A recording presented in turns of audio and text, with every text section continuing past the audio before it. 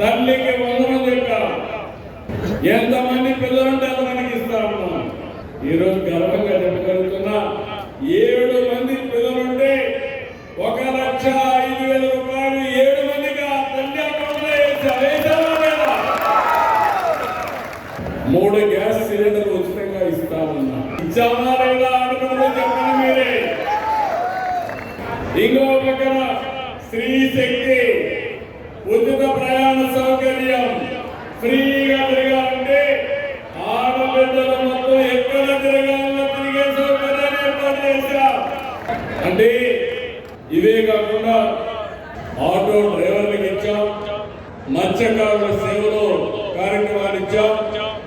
ఇలాంటి కార్యక్రమాలు చేనేత కార్మికులకి రాయితీ మీద కరెంట్ ఇష్టం ఎన్ని చేశాం. ఈ రోజు ఒక పక్కన సూపర్ 6 సంక్షేమ కార్యక్రమాలకు పెద్ద పెట్టేశాం.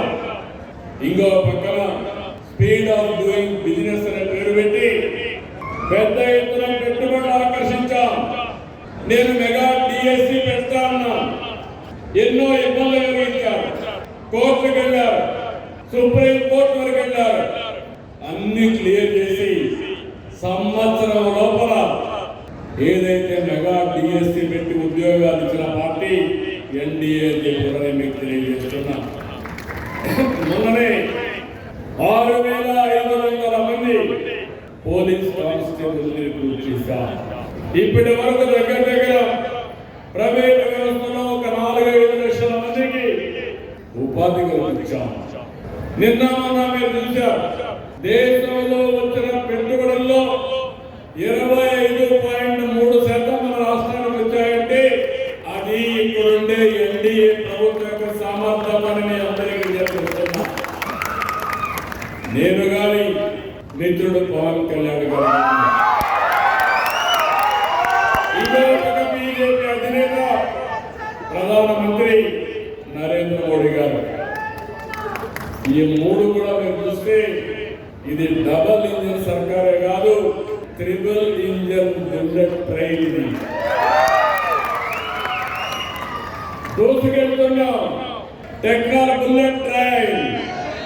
ఈరోజు మీరు చూస్తే ఒక పనిగా ఒక పక్క అభివృద్ధి, ఒక పక్క సంక్షేమం. ఒకప్పుడు మీ రోడ్లు మీరు చూశారు. ఈ రోజు మట్టి పరిస్థితుంటే నేను ఒకటే చెప్పాను మా అధికారులకి, గొంతలుగా ఉంటే మీ పని పడతానని చెప్పి ఎక్కడికక్కడ గొంతలు లేని రోడ్లు, పార్ట్స్ లేని రోడ్లు, మీ ప్రయాణం ఎక్కడికి పోవాలో సుజావుగా ఉండే విధంగా చేసే బాధ్యత నాదని మీ అందరికీ ఆలోచిస్తున్నాను. నిన్ననే రోడ్డు వేయడంలో పుట్టపర్తి జిల్లాలో గిన్నీస్ రికార్డ్. 2 రోజుల్లో 40 కిలోమీటర్లు రోడ్డు వేశారు.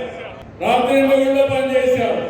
నేషనల్ హైవేల మీద శ్రద్ధ పెట్టాం, స్టేట్ హైవేల మీద శ్రద్ధ పెట్టి రోడ్లన్నీ బాగా చేశాం. కడాను మేము చూస్తే కరెంటు ఛార్జీలు పెంచేసేటప్పుడు రెగ్యులేటరీ కమిషన్ కూడా ఇచ్చాడు. ట్రూ ఆఫ్ ఛార్జెస్ అని పెట్టాడు. నేను చెప్పా ఇంకా పెంచే పని లేదు. సమర్థత సత్తా ఉండే ప్రభుత్వం అవసరమైతే ఆ రోజు చెప్పాను కరెంటు ఛార్జీలు తగ్గిస్తాం కానీ పెంచనని చెప్పి ఒకే మాట చెప్పాను. 4,500 కోట్ల రూపాయలు పెంచుతానంటే ఆయన పెంచిపోయిన దాన్ని నేను ఈరోజు పెంచడం లేదు. అది ఈ ప్రభుత్వం యొక్క కమిట్మెంట్ మీ మీద. భవిష్యత్తులో కరెంటు ఛార్జీలు పెంచాలి. మీరు బ్రహ్మాండంగా హాయిగా ఆ విషయం గుర్తుపెట్టుకోవాలి. ఎస్సీ ఎస్టీలకు బీసీలకు రాయితీ కింద నేను మీ అందరు కూడా సోలార్ ఇస్తా, మీరే కరెంట్ ఉత్పత్తి చేసుకునే స్వేచ్ఛ మీకు ఇస్తా. ఇలాంటివన్నీ కూడా ఈరోజు జరుగుతున్నాయి. ఇంకో పక్కన మీ అందరికి ఒకటే విజ్ఞప్తి చేస్తున్నా.